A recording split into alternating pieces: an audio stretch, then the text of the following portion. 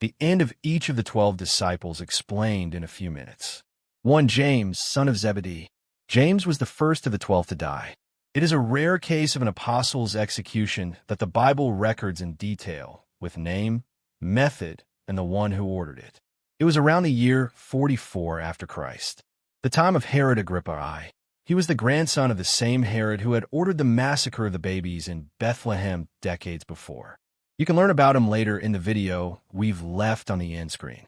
Agrippa was on an active campaign of persecution against the leaders of the Christian movement in Jerusalem. Arresting them pleased the religious leaders.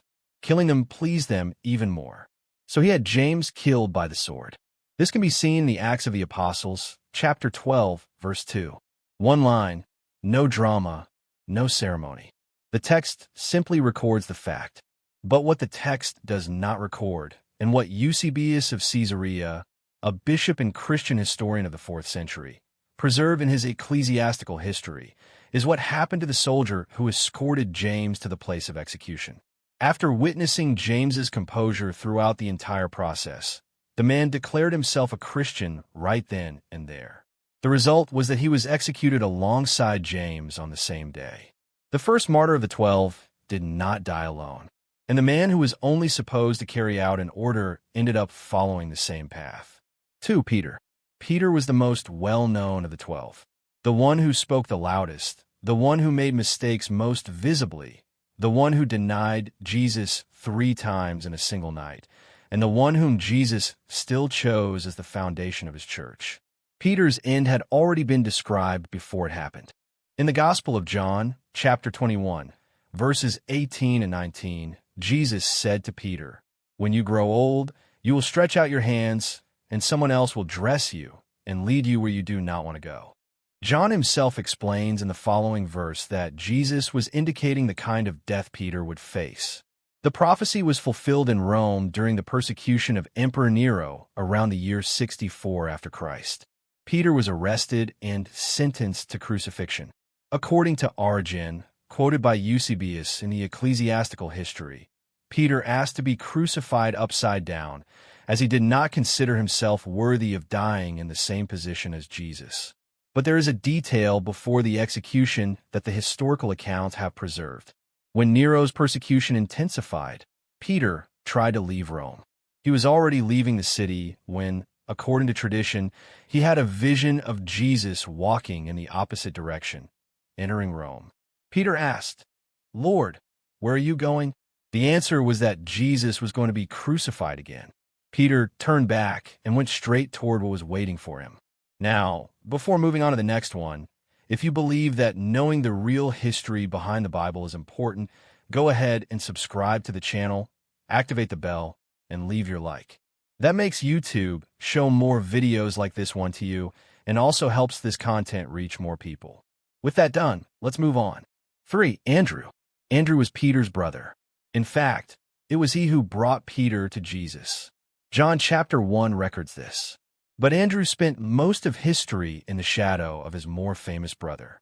His end came in Patras, Greece, around the year 60 after Christ.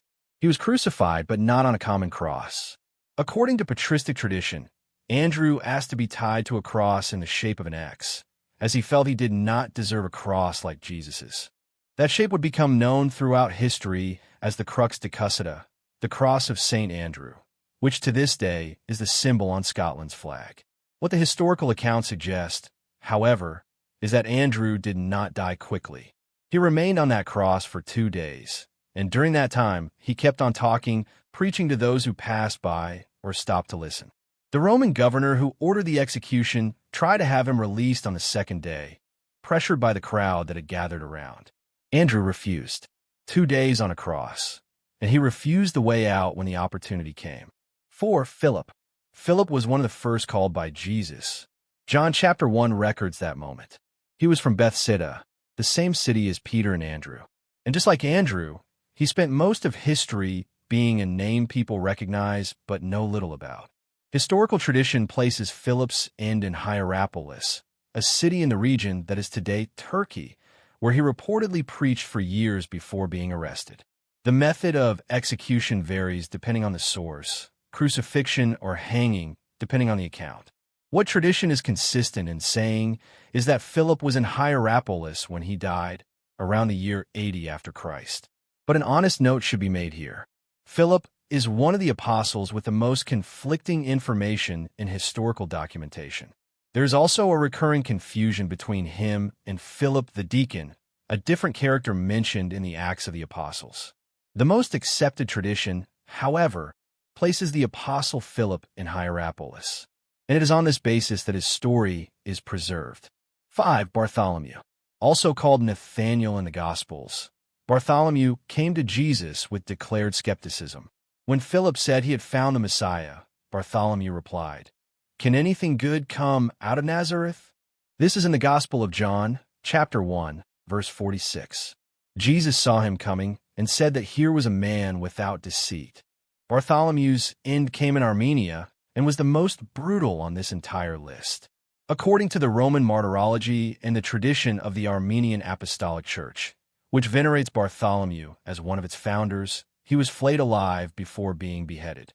The Armenian Apostolic Church exists to this day, more than 1,700 years old, being one of the oldest in the world. And it upholds this tradition not as legend, but as part of the foundation of its own history. Bartholomew began by doubting that anything good could come out of Nazareth. He ended up being one of the most documented deaths among the 12, on the other side of the known world, in one of the most extreme executions recorded by ancient history. 6. Matthew. Before becoming an apostle, Matthew collected taxes for Rome and Capernaum. It was a job that made someone socially undesirable among the Jews of that time. Tax collectors were seen as collaborators with the Roman occupiers and frequently collected more than was owed to keep the difference. Jesus called him while he was sitting at the tax booth. Matthew got up and went. This is in Matthew, chapter 9, verse 9. Matthew is the author of the first gospel, the book that opens the New Testament and begins with the genealogy of Jesus from Abraham. Regarding his end, the tradition is less precise than in the previous cases. Clement of Alexandria and the Roman martyrology indicate that Matthew was martyred by the sword, but they disagree on the location, Ethiopia or Persia, depending on the source. What is unanimous is the martyrdom itself. Historical tradition preserves no version in which Matthew died of natural causes.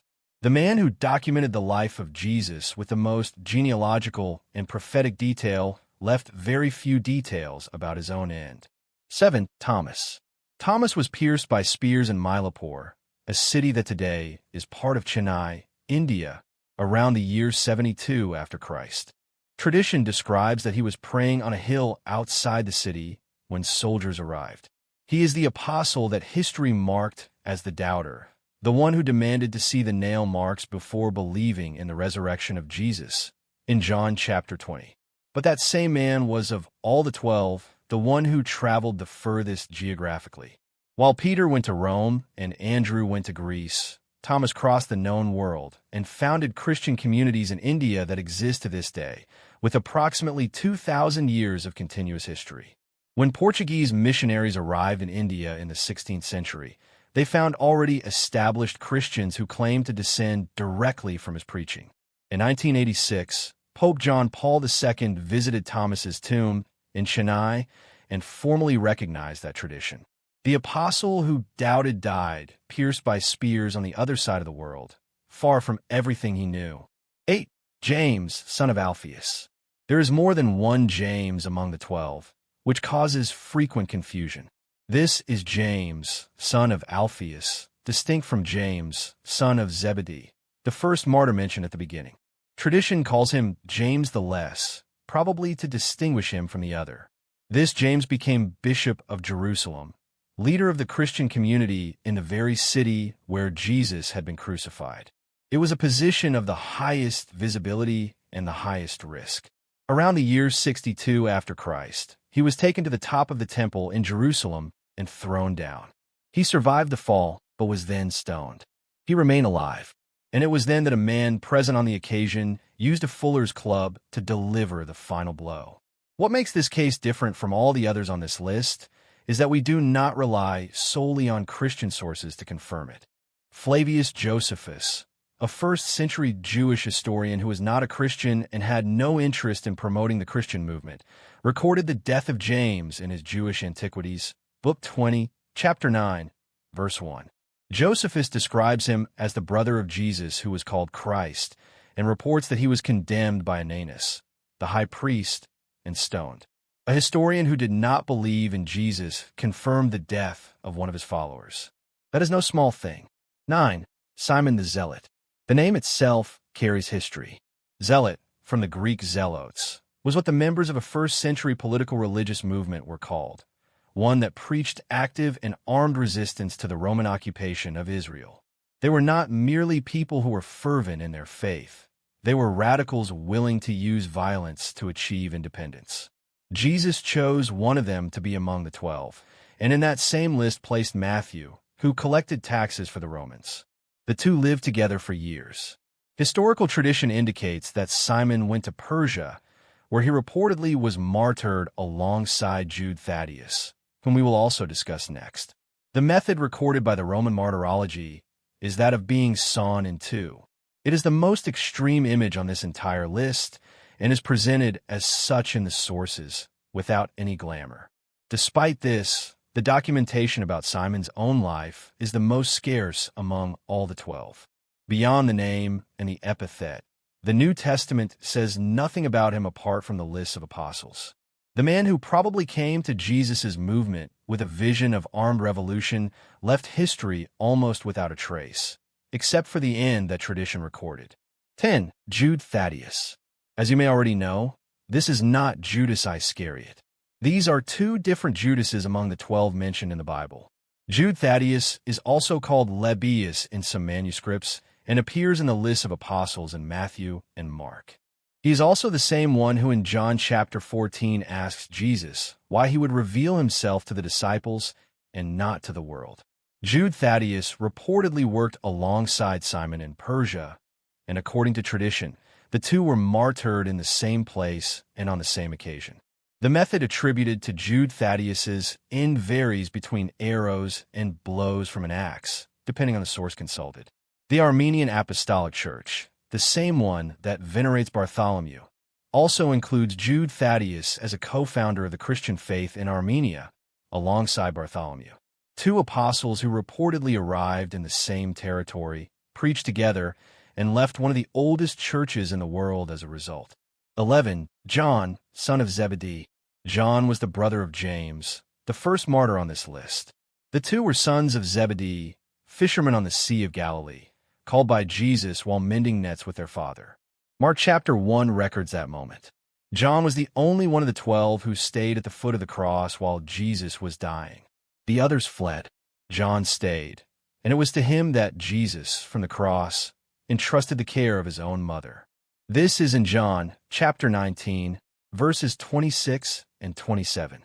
And John was the only one of the 12 who was not killed, not for lack of trying. Tertullian, a Christian theologian of the first century, records that John was thrown into boiling oil by order of Emperor Domitian in Rome and emerged unharmed. Domitian then exiled him to the island of Patmos, a rocky island in the Aegean Sea used as a Roman penal colony. It was there that John wrote the book of Revelation. After the exile, he went to Ephesus, a city on the coast of modern-day Turkey, and lived to an old age. He died of old age. The only one who stayed at the foot of the cross when everyone else fled was the only one who did not have an exactly tragic end, although he may well have suffered throughout his journey. 12. Matthias. Finally, we have a disciple who was not on the original list, but was added later. He came in as a replacement for Judas Iscariot, who, after betraying Jesus, decided to hang himself and also fell from a cliff at his death. After the end of Judas Iscariot, the remaining 11 apostles gathered to choose who would complete the group of 12. The criterion was specific. It had to be someone who had accompanied Jesus from the baptism of John to the resurrection, an eyewitness to everything. 2 names were put forward. The 11 prayed and cast lots. Matthias was chosen. This is in the Acts of the Apostles, chapter 1, verses 23 to 26. Regarding his ministry and death, the official documentation is quite limited. The main tradition preserved in Fox's Book of Martyrs and in patristic records places Matthias in Jerusalem, where he reportedly was stoned and then beheaded around the year 63 after Christ.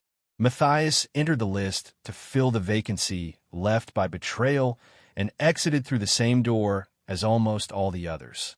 Counting Iscariot, then, there were 13 men in total, but 12 tragic ends, most of them in distant territories, far from any protective structure, with no material benefit in sight. The only one who survived went through an execution attempt and years of exile before dying of old age. What these ends say is not only about religion. It is about what people do when they believe in something with genuine conviction and about the price that kind of conviction demands. If this content opened your eyes to something you did not know about the Word of God, it deserves to reach more people. Share it with someone who needs to see this. Leave a like and subscribe to the channel if you haven't yet. Help spread the word. Thank you for watching, and see you in the next video.